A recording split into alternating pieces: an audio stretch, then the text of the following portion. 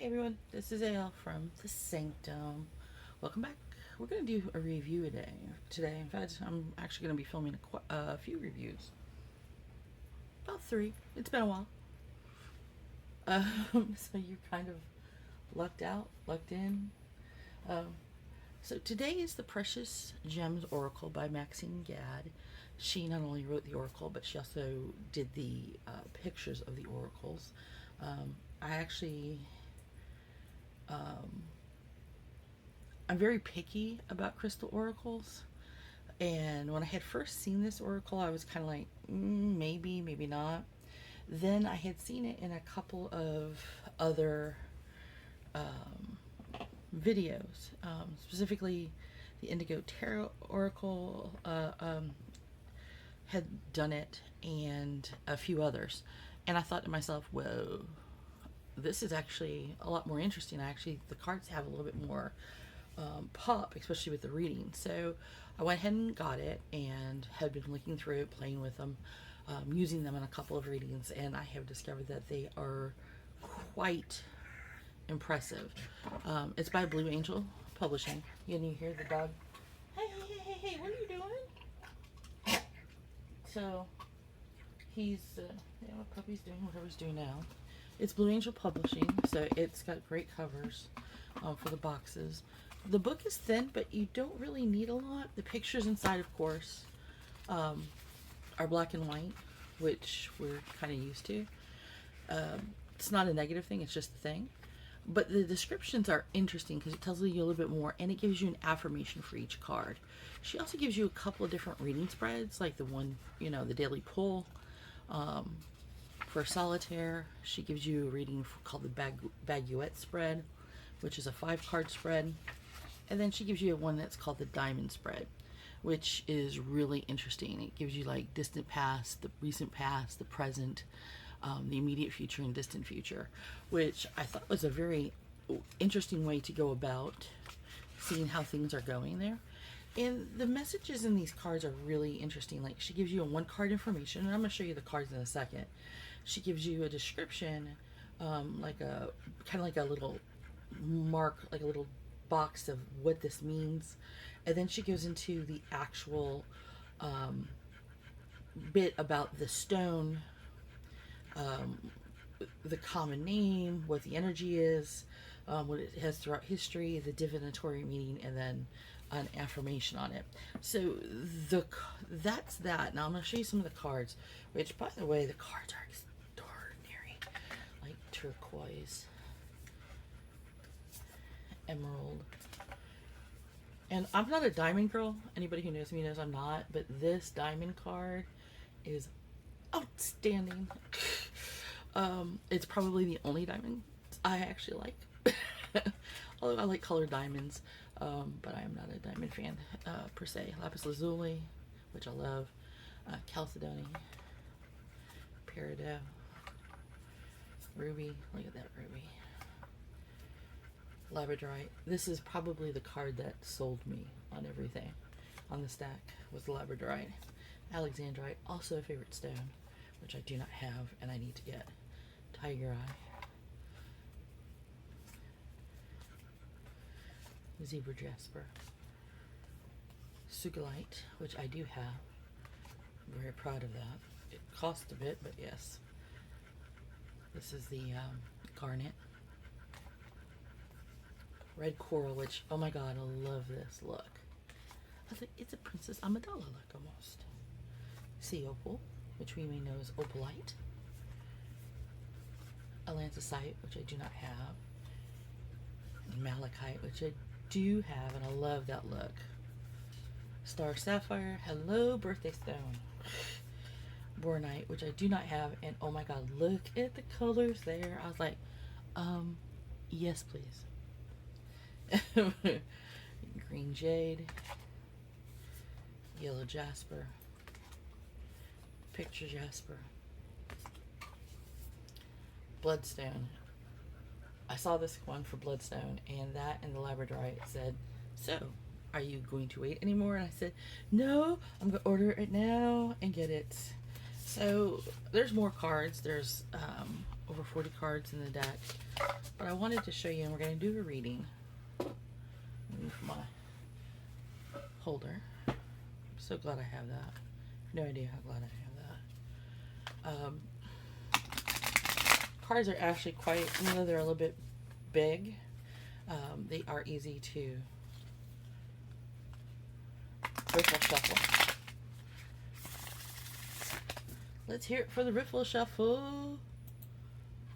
I am all about the riffle shuffle. So what we're going to do for this reading is going to be basically, what do we have to look forward to?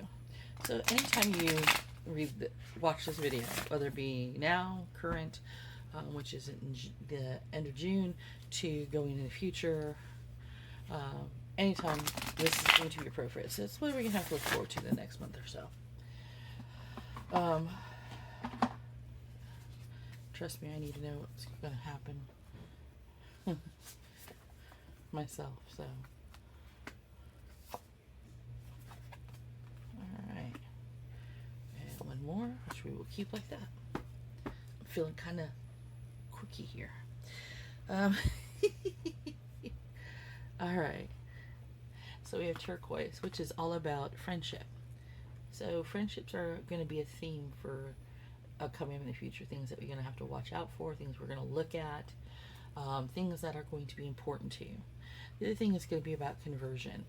One thing about conversion most people don't understand is conversion is not necessarily converting from one belief to another. A lot of times conversion is also about taking your negative and it culminates into a positive idea.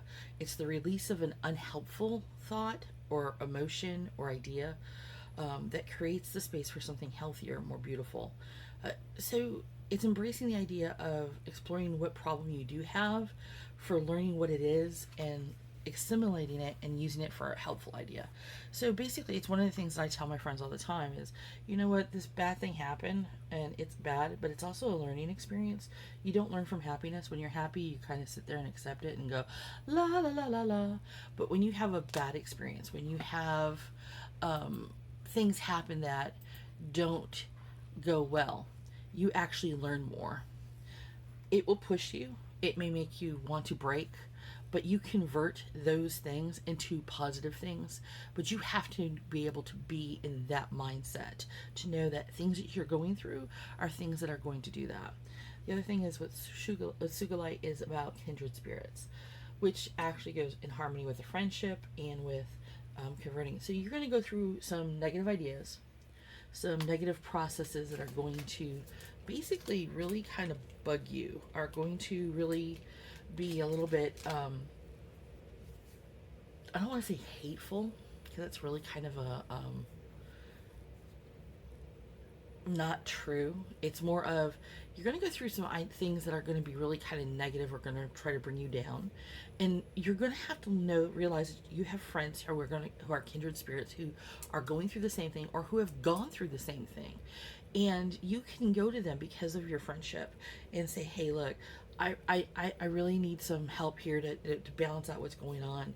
And even if it's just that they listen to you, even if it's just that they listen and they take your words and help you to see the other side of the coin of getting through this, a lot of times that's all you need. Some people have a tendency to slip back because they really... I have a friend in particular who I know is going to watch this reading, and she's going to know that I'm talking about her, and this is going to be something that I think many people can learn from, and I think it's a big reason why I'm going to say something about this. She and I both have had issues where we both slide, and the thing is when she slides, she gets very, very upset, and it happens often right now. And part of it is she's going through a really big learning phase, growth phase, emotionally. Things that she hasn't dealt with are kind of piling up because she's never dealt with a lot of stuff. And it happens to all of us. I went 40 years before I dealt with the stuff from my childhood. And I had a major breakdown, like severely. You can go through and have therapy when you're younger and still be in denial for things, and then end up being an adult and it come back and slap you. Therapy fixes stuff when you actively accept therapy and you realize two things: it never ends. Even when you stop therapy, your learning process for therapy never ends. And two, you're always going to fall. You have to accept that part. And this is what this is telling you. You're going to fall. You're going to fall down and have moments. Sometimes when it's something that you have never dealt with before, or perhaps haven't dealt with before in a good way, you're going to fall often. And it's getting back up and converting those experiences into good experience that allows you not to fall so often. And when you do fall often, you have to ask yourself, am I really dealing with the experience? Am I even dealing with the actual crux of the experience? Or am I pushing off part of it and just dealing with the symptom? Because if you're only dealing with the symptom, you're not dealing with the crux. And if you're not dealing with the crux, it's going to happen again. And when you have learned it, it's going to come back to test you to make sure you have learned it. Why? Because even if you have learned it, you got to be tested to make sure that you have everything in place. Because when you get tested, you may find out, oh, I did the work, but I may be a little weaker on this area, and that needs to be worked on. It's what happens. Time is not linear. Time is basically like a spiral. What has happened before will happen again in a different manner to test what areas that you've been weak on.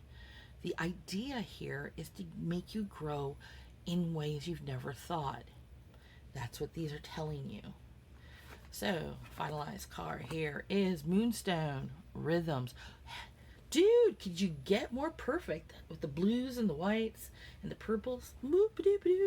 So Moonstone itself is telling you that, hey, the rhythms of the world and the rhythms of your life and time is telling you when you follow these rhythms. And this is the thing that I love about this deck is you can pretty much look at it and get the idea. But I'm going to read this. Moonstone Rhythms. A reflection of a reflection. Soft dulcet light quiets your fight, and the mask you show the world slips away. The memory of why you were hiding is lost, and there you are found. It is so beautiful here, where the ebb and flow of wisdom plays with stars and shadows. Shh. You are heard, vulnerable, strong, and welcomed home. The meaning of it is a time of reflection and rebalance, finding strength in vulnerability, knowing you are supported even when it isn't obvious.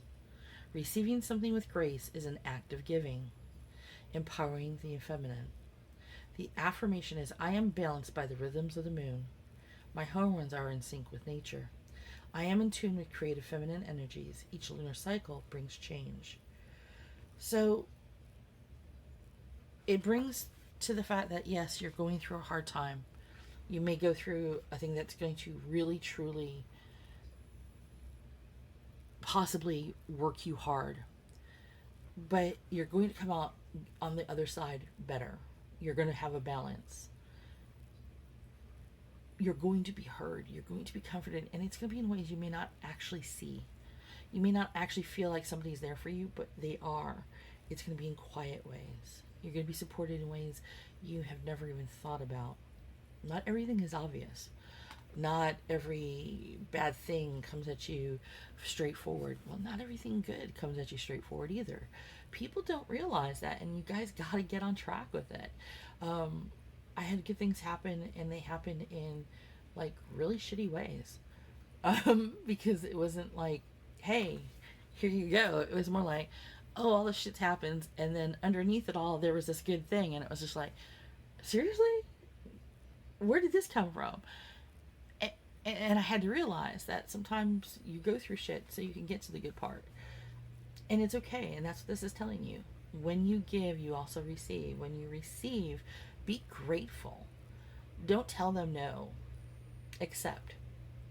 And sometimes one of the things is that when you listen to others having problems, you also learn that you yourself are also dealing with something similar, and by listening you can also find a way for yourself.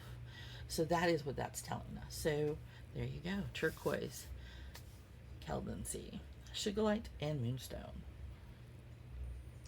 So what I would recommend is if you have any of these stones for the upcoming time, to use them. Carry them with you because they're going to help buoy you through this process. Um, Give you a way to help you deal with what's coming up. And in fact, it may actually make it simpler and easier for you to get through what's going to happen. All right, people. Until next time, hopefully you are going to have a beautiful and fabulous time. In regards to this deck, I do give it a 6.5 out of 7 chakras. I highly recommend it though. I mean, just for personal use alone, it is amazing. When it comes to working with for other people and for other aspects like dealing the pick a card, whatever, it is just simply a must have. So definitely don't hesitate to pick this up. It's the faces alone just kind of give you a sense of belonging. So definitely it's something I would recommend you get. Until next time, Bendithian.